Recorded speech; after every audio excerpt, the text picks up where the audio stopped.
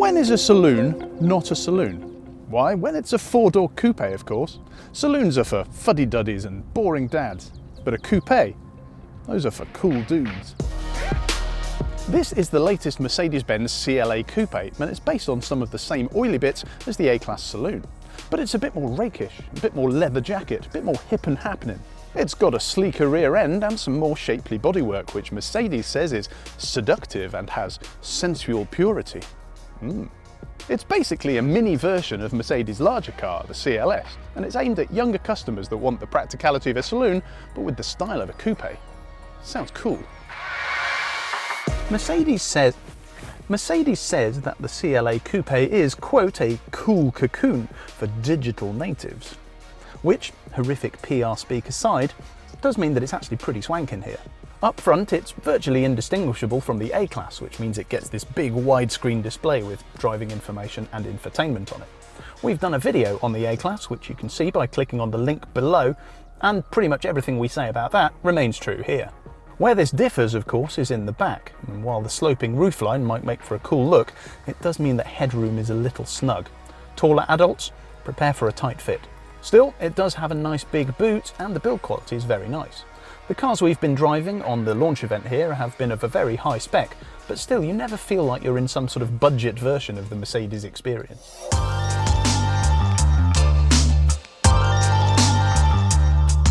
Judging what the character of the CLA needed to be must have been quite a tricky job for the engineers.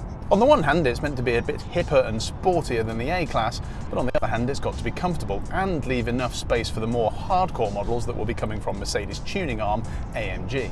So if you're expecting a hot hatch in coupe form, then dampen your expectations just a little bit. The focus is probably about 70% on comfort, so it's not a super sharp drive, although it does have enough zing and poise to offer at least a little bit of entertainment. The CLA is front-wheel drive, although you can get it in all-wheel drive versions as well. So far we've only driven it on the top-spec optional suspension, but it rides very well. It's not too stiff, but it behaves itself very nicely through the corners. It's also impressively quiet at motorway speeds. There are 5 petrol engine options at launch, and rather than waste your valuable YouTube time, I'll direct you towards our in-depth written review at autotrader.co.uk, where you can get all the details on them. This is the 220, which has a 2-litre turbocharged petrol engine with 190 horsepower. It's actually quite hard to say anything particular about it because it just gets on with doing the job.